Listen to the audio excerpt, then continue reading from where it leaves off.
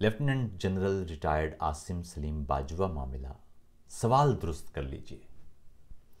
ان دنوں عاصم سلیم باجوہ صاحب کی بابت ایک اخباری رپورٹ منظر عام پر آنے کے بعد ملک بھر میں مسلسل بحث جاری ہے کہ یہ سٹوری آئی کہاں سے۔ کوئی اینکر کہتا ہوا نظر آتا ہے کہ سابقہ بھارتی فوجی نے دی، کوئی کہہ رہا ہے کہ سی پیک کے خلاف سازش ہے، کوئی کہہ رہا ہے فوج کے خلاف سازش ہے، کوئی کہہ رہا ہے پاکستان اور چین کے تعلقات خراب کرنے کی ایک کوشش ہے۔ بہت شور ہے،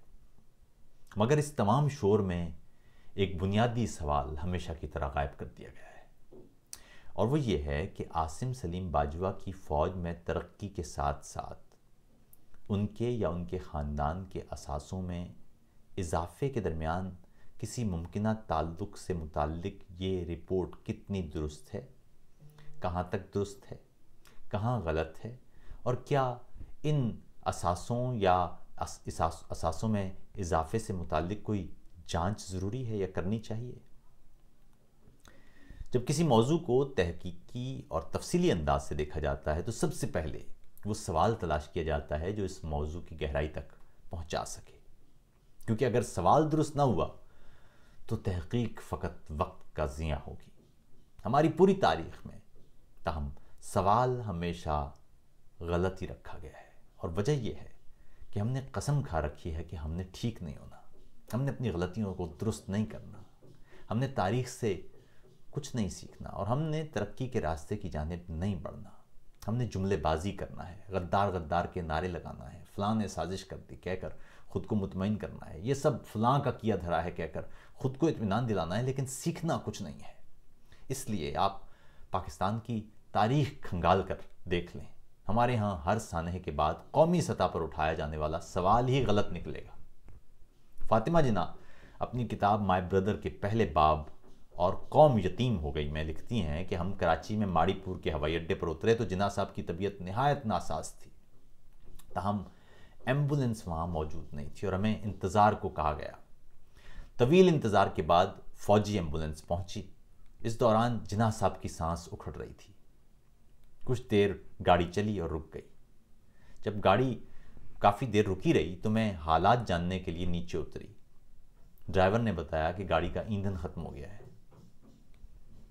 جناح صاحب کو آ کے بتایا کہ گاڑی خراب ہو گئی، کہ گورنر جنرل کو برا نہ لگے۔ یہاں سوال پوچھنا چاہیے تھا کہ ملک کے پہلے گورنر جنرل کو ہنگامی حالت میں ہسپتال پہنچانے کے لیے بھیجی جانے والی ایمبولنس میں ایندھن کیسے ختم ہو سکتا ہے؟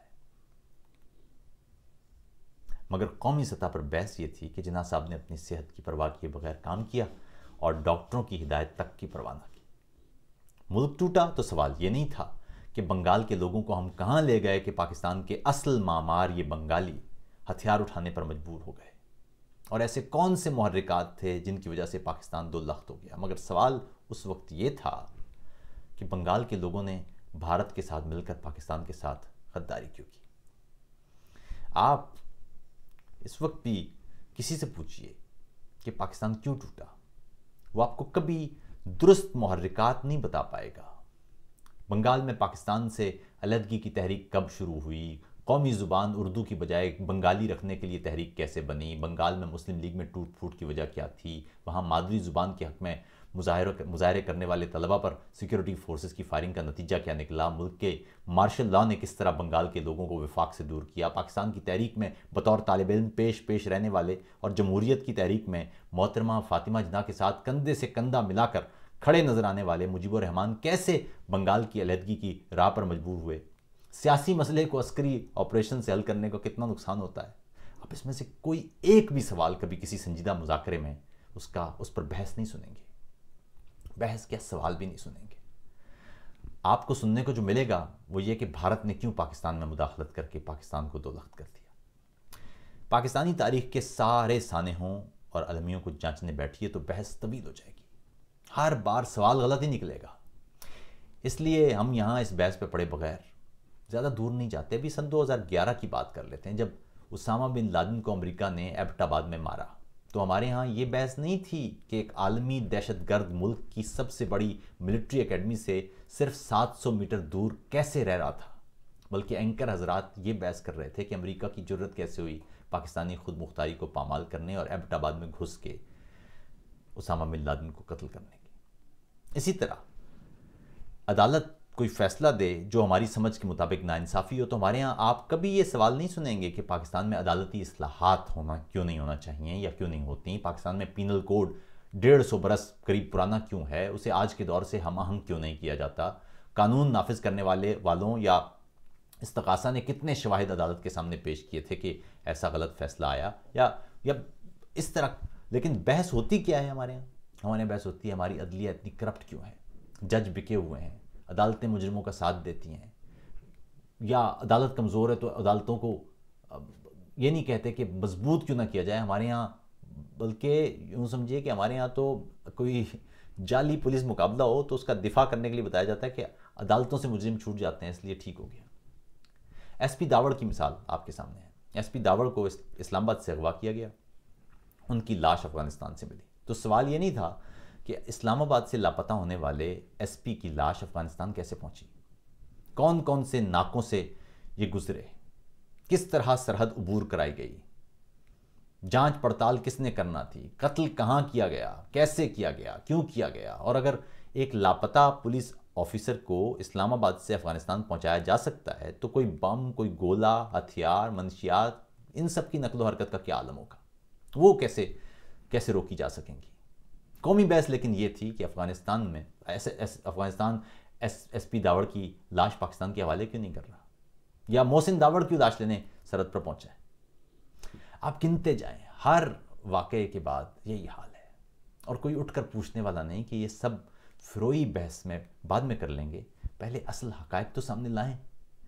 ابھی عاصم سلیم باجوہ صاحب سے متعلق ایک اخباری سٹوری کے بعد آپ دیکھ سکتے ہیں کہ یہی حال ہے،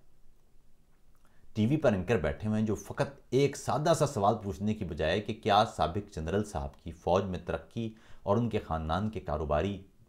جو اثاثے ہیں ان میں اضافہ یا کاروباری ترقی کے درمیان کوئی تعلق ہے، یا کیا نورانی کی جانب سے اخباری رپورٹ میں پیش کردہ اعداد و شمار یا حقائق من گھڑت ہیں، یا احمد نورانی کی رپورٹ کہہ کیا رہی ہے، اور کیا اس پر کوئی عدالتی کارروائی نہیں ہونا چاہیے، یا اس پر عدالتی کارروائی کیا عوامی مفاد کے حق میں نہیں ہے یا عوامی مفاد کے خلاف ہے۔ کوئی بحث تو ہو، بحث لیکن یہ جاری ہے کہ نورانی غدار ہے، نورانی کسی سابقہ بھارتی فوجی کے الزامات کی نقل کر رہا ہے، یا نورانی کی یہ سٹوری سی پیک پر حملہ ہے۔ اب پھر آپ دیکھ لیں عاصم باجوہ کے حوالے سے سوشل میڈیا پر ہونے والی بات چیت کے دور میں ملک کے مختلف علاقوں یا سرحدوں پر جان دینے والے نوجوان فوجیوں کی جو تصویریں ہیں وہ دکھا کر ماتم شروع ہو جائے گا۔ اب آپ دیکھیں گے یعنی فوجی اپنی جان دے رہے ہیں، اس لیے گفتگو نعرے بازی تک رکھیے، سنجیدہ گفتگو نہ ہو، سوال نہ ہو۔ ایسے میں کوئی اٹھ کر یہ پوچھے کہ میدان کارزار میں اپنی جان قوم کے نام کر دینے والوں کو سلام، 100 بار سلام، مگر صاحب یہ نوجوان مر کیوں رہے ہیں، یہ کون سی پالیسیوں کی بھینٹ چڑھ رہے ہیں، یہ پالیسیاں کون بنا رہا ہے، اور کب تک ہمارے اپنے سیولین اور فوجی بیٹے بیٹیوں کی لاشیں ہم نے اٹھانا ہے۔ تو پھر شور مچ جائے گا کہ سوال ہی غدار ہے، سوال ملک دشمن ہے، سوال غیر ملکی جاسوس ہے۔ ملک میں حب الوطنی اور غداری کی کل تعریف سکڑ کر اب یہاں تک پہنچ گئی ہے کہ اگر آپ کہتے ہیں کہ ملک حالت جنگ میں ہے تو آپ محب وطن ہیں، اگر آپ کہتے ہیں کہ ملک حالت جنگ میں کیوں ہے تو آپ غدار ہیں، اگر آپ کہتے ہیں کہ ملک نازک دور سے گزر رہا ہے تو آپ محب وطن ہیں، اگر آپ کہتے ہیں کہ ملک نازک دور سے کیوں گزر رہا ہے تو آپ غدار ہیں، اگر آپ کہتے ہیں کہ دہشت گرد فلاں ملک کی سرحد پار کر کے آئے اور تباہی پھیلا کر چلے گئے تو آپ محب وطن ہیں، اگر آپ پوچھتے ہیں کہ یہ دہشت گرد آئے کیسے اور انہیں روکا کیوں نہیں گیا اور روکنا کس نے تھا تو آپ غدار ہیں۔ تو تمام باتوں کا مطلب یہ ہے کہ ہم نے کچھ نہیں سیکھنا، یہ ایسے ہی چلنا ہے۔ اگر آپ واقعی سنجیدہ ہیں تو سنجیدگی کا مظاہرہ بھی کرنا ہوگا۔ فی الحال آپ ایسا کریں کہ حالات ٹھیک نہ کریں، سوالات ٹھیک کر لیں۔ آپ سوالات ٹھیک کر لیں گے تو امید ہے کہ حالات خود بخود ٹھیک ہونا شروع ہو جائیں گے۔